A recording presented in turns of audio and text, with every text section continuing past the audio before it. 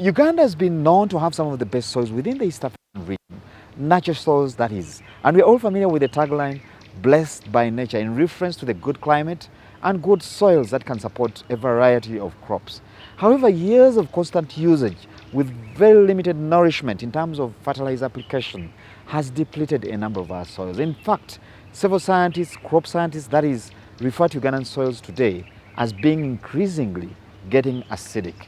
Now, the question we ask is how best can we get or replenish our soils as a country? That is the focus of this discussion this evening. We see soil as a very fundamental and basic part of increasing productivity, and that also helps the farmers to improve their livelihood. Prior to Sasakawa, I was president and CEO of the International Fertilizer Development Center, IFDC. So my relationship with Uganda goes back more than 25 years. I've been coming here for the last 25 years, so I've been seeing the development of agriculture in Uganda. In the initial stages, the focus was never on soil because there was a perception, which is there in your constitution, that soils in Uganda are very fertile, which was the case 25 years ago. But progressive cultivation has depleted the nutrients. The soils have become devoid of nutrient. They are not able to sustain the production. So we now need to do two things to improve production, and that is to improve the soil health, the health of the soil, and then improve the application of fertilizers. I see Uganda, this meeting that we had this afternoon was a very crucial meeting because everybody came together to understand, realize and talk about how to improve the soil health. And this is the fundamental part of it. Fertilizer is there. Uganda has raw materials. It has the Sukulu Hill phosphate deposit, which was used in the 70s to produce fertilizer in Uganda. So we need to go back and try to utilize that resource to produce fertilizer for the farmers of Uganda, for sure. Certainly the productivity increase is very crucial, and when the farmers produce more, they're going to take it to the market to sell it. And the African Continental Free Trade Agreement, which was signed a few years ago, will allow the farmers to take the produce across to different countries in the region without having to look at outside of the continent. So that is a very important factor. Government definitely has a role. So it is not either government or private sector, it is a partnership. It is a partnership, and ultimately the beneficiary will be the farmers, improved livelihood, and ultimately the country. The country is going to benefit. The last item, which I think is very important and the country has to start think about, we look at agriculture production, maize and beans and all, from the standpoint of food, which is fundamental. But it is also, component of that is also input to the other industries. For example, cassava is used for making starch, is an input to making other industrial products, because those are things which you need to start looking at in your system. So overall, I'm optimistic. I do see the fertilizer is crucial, and I think this meeting certainly started the dialogue as to how we can have fertilizer producers come together and make fertilizer available and make it affordable for the farmers of Uganda. There are many factors that need to come together. There were discussion about subsidy. The countries, let me just back up and say, every country in the world support their farmers. In developed country, in developing country, everyone does it. So now in Uganda, government has to think how to support the farmer through subsidy. and how they design the subsidy.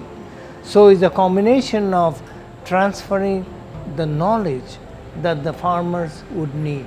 So Sasaka Africa Association, that's our work, is to transfer the knowledge that is developed, working with them and making it available so that they are able to absorb and use them.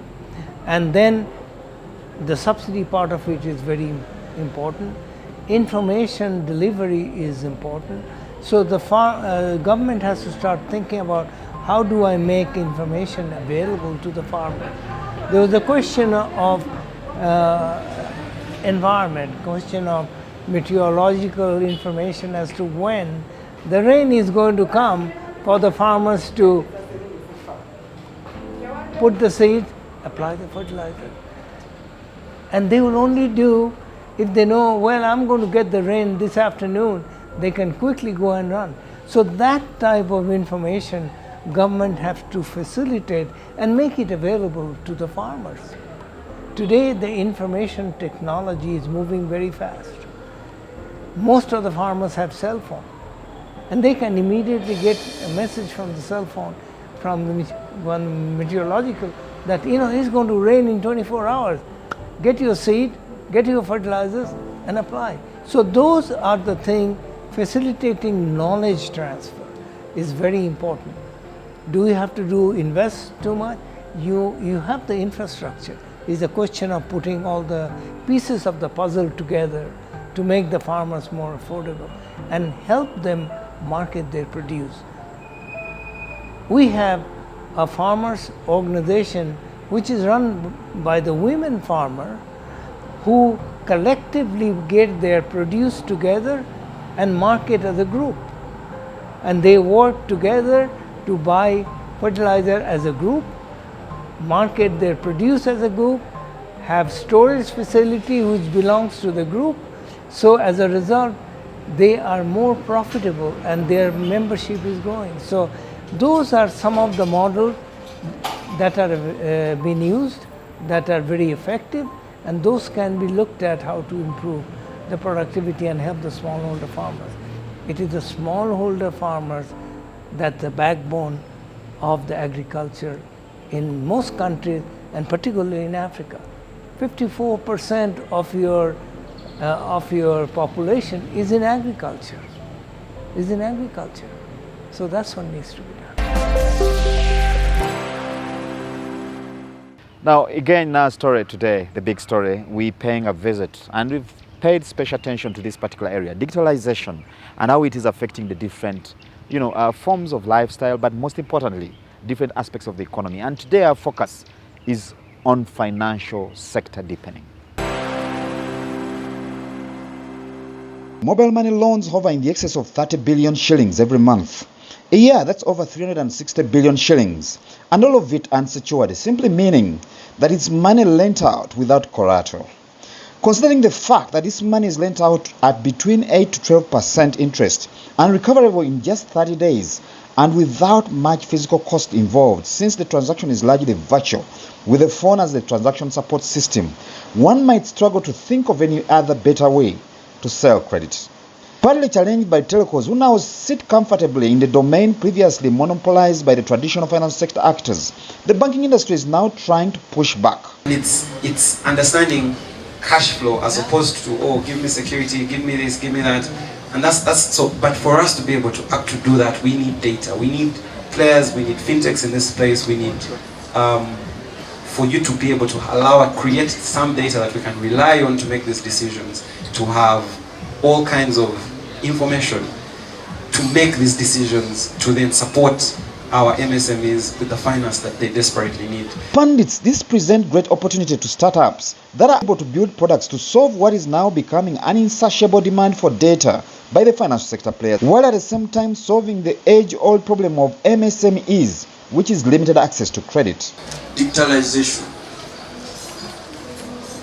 helps eliminate a lot of the hurdles that SMEs previously faced in accessing finance. Bring this, bring that, bring that, bring that. If you can use alternative data and you lend me money, that's okay, without me having to. So part of the reason why money lenders are thriving is because of the convenience and the speed with which they're able to provide to. The other area where telcos have been able to beat traditional financial institutions at deepening their services down to the bottom of the social pyramid is convenience of service.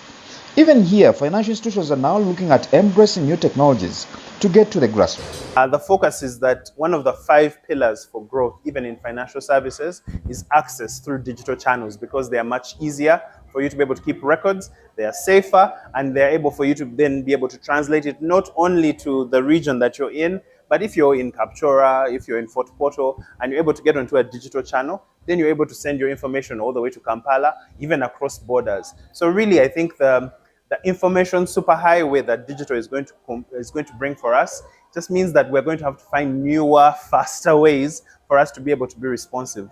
It can't be the case that it takes you 3-5 days for you to be able to get a loan.